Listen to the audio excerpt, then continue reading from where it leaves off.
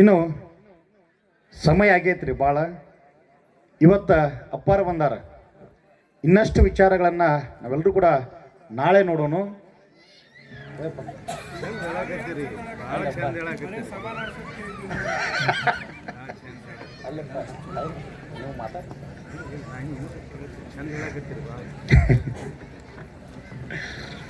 ನಿಮಗೆ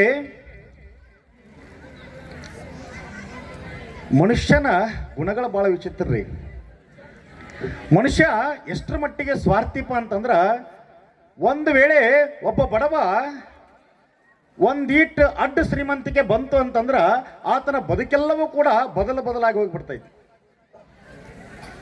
ಒಬ್ಬ ಶ್ರೀಮಂತನಿಗೆ ಬಡತನ ಬಂತು ಅಂತಂದ್ರ ಬದುಕು ಆತನನ್ನ ತುಳಿದು ಬಿಡ್ತೈತ್ರಿ. ಅಲ್ಲಿ ಒಂದು ಊರಾಗ ಒಬ್ಬ ದೊಡ್ಡ ಶ್ರೀಮಂತ, ಆತನಿಗೆ ದೊಡ್ಡ ಅಹಂಕಾರ ಇತ್ತು. ಆತನ ಮಗನಿಗೆ, ಆ ಶ್ರೀಮಂತನ ಮಗನಿಗೆ ಎಷ್ಟು ಅಹಂಕಾರಪ್ಪ ಅಂತಂದ್ರ, ನಾ ಈ ಊರಾಗ ಏನು ಹೇಳ್ತೀನಿ ನಂದ ನಡಿಬೇಕೆಲ್ಲ. ಇಲ್ಲಿ ಈ ಮನುಷ್ಯನಿಗೆ ನಾನು ಅನ್ನೋದು ಬಿಡೋದೇ ಇಲ್ಲ. ನಮಗ ವಜ್ರ ವೈಡೂರ್ಯ ಬಂಗಾರ ಶ್ರೀಮಂತಿಕೆ ಮನೆ ಬಂಗ್ಲೆ ಕಾರು ಎಲ್ಲ ಇದ್ರೂ ಕೂಡ ಒಳಗಡೆಗೆ ನಾನು ಅಂತಕ್ಕಂಥದ್ದು ಇತ್ತು ಅಂತಂದ್ರೆ ಆ ಮನುಷ್ಯ ಯಾವತ್ತೂ ಕೂಡ ಗುರು ನಿರ್ವಾಣಪ್ಪನ ಸಮೀಪಕ್ಕೆ ಹೋಗಕ್ಕೆ ಸಾಧ್ಯ ಇಲ್ಲ. ನಾನು ಅನ್ನೋದು ಇರಬಾರ್ದ್ರಿ, ನಾವು ಅಂತಕ್ಕಂಥದ್ದು ಇರ್ಬೇಕು. ಆ ಶ್ರೀಮಂತನ ಮಗನಿಗೆ ಬಹಳ ಅಹಂಕಾರ. ಆತ ಒಂದ್ಸರಿ ಹನುಮಪ್ಪನ ಗುಡಿ ಪೂಜಾರಿಗೆ ಹನುಮಪ್ಪನ ಗುಡಿ ಪೂಜಾರಿಗೆ ಹೇಳ್ತಾನೆ ಏನಂತ. ದಾಟಿ ಬರಾಕತ್ತಿದ್ದ ಹನುಮಪ್ಪನ ಪೂಜಾರಿ ಆ ಪೂಜಾರಿಗೆ ಹೇಳ್ತಾನ, ಏ ಪೂಜಾರಿ, ನೀನು ದಿನ ಏನು ಹನುಮಪ್ಪಗೆ ಪೂಜೆ ಮಾಡ್ತೀಯಲ್ಲ, ನೀನು ಒಂದು ಕೆಲಸ ಮಾಡ್ಬೇಕು. ನಾಳೆ ಬೆಳಗ್ಗೆ ಬಂದ ತಕ್ಷಣ ಹನುಮಪ್ಪಗ ಕಲ್ಲು ಒಗಿಬೇಕು ನೀ ಅಂತ. ನಾವು ಯಾರಿಗ್ರಿ? ಆ ದಿನ ಪೂಜೆ ಮಾಡು ಪೂಜಾರಿ, ದಿನ ಕಲ್ಲು ಒಗಿಬೇಕು ಅಂದ. ನಾವು ಆಶ್ಚರ್ಯ ಆತ. ಅಲ್ಲಪ್ಪ ಸೌಕಾರ, ನಾನು ಹನುಮಂತನ ಭಕ್ತ, ಆತನ ಸೇವೆನ ಮಾಡ್ಲಿಕ್ಕೆ ಹುಟ್ಟಿರ್ತಕ್ಕಂಥ ಒಬ್ಬ ಭಕ್ತ, ನಾ ಕಲ್ಲು ಒಗಿಬೇಕೇನಪ್ಪ ಅವನಿಗೆ?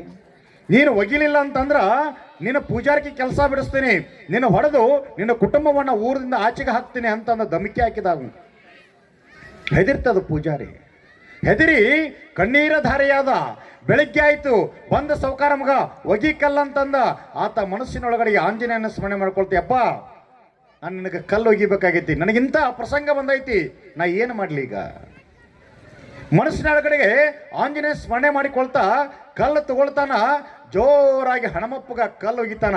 ಒಗದ ತಕ್ಷಣವೇ ಕಣ್ಣೀರ ಧಾರೆ ಆಗ್ತಾ ಸೌಕಾರ ಅಂತಾನ, ಭೇಷ್ಪ ಪೂಜಾರಿ ಮಗನ ಭಾಳ ಶಾನೆ ಇದೀ, ಹೋಗಿ ಪೂಜೆ ಮಾಡ್ಕೊ ಹೋಗ ಅಂತೇಳಿ ಆತ ಹೇಳಿವಾದ. ಒಳಗಡೆಗೆ ಕೀಲಿ ತೆಗೆದು ಹನುಮಪ್ಪಗ ಬಂದು ನಮಸ್ಕಾರ ಮಾಡಿ ಹೇಳ್ತಾನೆ, ಅಪ್ಪ ನನ್ನ ಕ್ಷಮ ಮಾಡು, ನಾನು ಇವ್ರ ಕೈಯಾಗ ಸಿಕ್ಕು ಗುಲಾಮ ಆಗಿಬಿಟ್ಟಿನಿ, ಅದಕ್ಕೆ ನನ್ನ ಕ್ಷಮ ಮಾಡು ಅಂದಾಗ ಹನುಮಪ್ಪ ಹೇಳ್ತಾನೆ ಏನಂತ, ಓ ಮರಯ್ಯ ಅಳಾಕ ಹೋಗ್ಬೇಡು ನೀ ಅಳಬೇಡ. ನೀ ಕಲ್ಲು ಒಗಿಬೇಕಾದ್ರ ನಾ ಇಲ್ಲಿ ಒಳಗಿರ್ಲಿಲ್ಲ, ನಾನೂ ಓಡಿ ಹೋಗಿದ್ದೆ ಇಲ್ಲಿಂದ, ನಾನು ಇಲ್ಲಿಂದ ಓಡಿ ಹೋಗಿದ್ದೆ ಹೊರಗ. ಯಾಕ?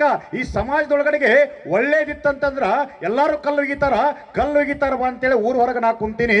ಮತ್ತು ಊರ್ ಹೊರಗೆ ಕುಂತಾಗ ನನಗೆ ಕಲ್ಲು ಒಗಿತಾರ ಅಂತೇಳಿ ನಾನೇನು ಮಾಡಿದೆ, ನೀ ಒಗಿತೆ ಅಂತ ಗೊತ್ತಾಗಿ ನಾ ಇಲ್ಲಿಂದ ಓಡೋಗಿದ್ದೆ, ಮತ್ತು ವಾಪಸ್ ಬಂದು ಇಲ್ಲೇ ಕುಂತನಪ್ಪ. ಚಿಂತೆ ಮಾಡಬೇಡ. ಈ ಸಮಾಜದೊಳಗಡೆಗೆ ಒಳ್ಳೇದಕ್ಕ ಯಾರು ಒಳಿತನ್ನ ಮಾಡ್ತಾರೋ ಅವ್ರಿಗೆಲ್ಲರಿಗೂ ಕಲ್ಲೊಗಿತಕ್ಕಂಥ ಪದ್ಧತಿ ಈ ಸಮಾಜದಾಗ ಐತಪ್ಪ, ನೀ ಯಾಕೆ ಚಿಂತೆ ಮಾಡ್ತೀಯ ಅಂತೇಳಿ ಹನುಮಪ್ಪ ಪೂಜಾರಿಗೆ ಹೇಳಿದಂತ್ರಿ. ಅಂಥ ಸಮಾಜದೊಳಗಡೆಗೆ ನಾವು ಬದುಕೋದೈತಲ್ಲ, ಭಾಳ ಶ್ರೇಷ್ಠವಾಗಿರ್ತಕ್ಕಂಥ ಬದುಕನ್ನು ನಾವು ಕಳಿಬೇಕ್ರಿ. ನಮ್ಮ ಬದುಕು ಭಾಳ ಪಾವನ ಆಗಬೇಕು.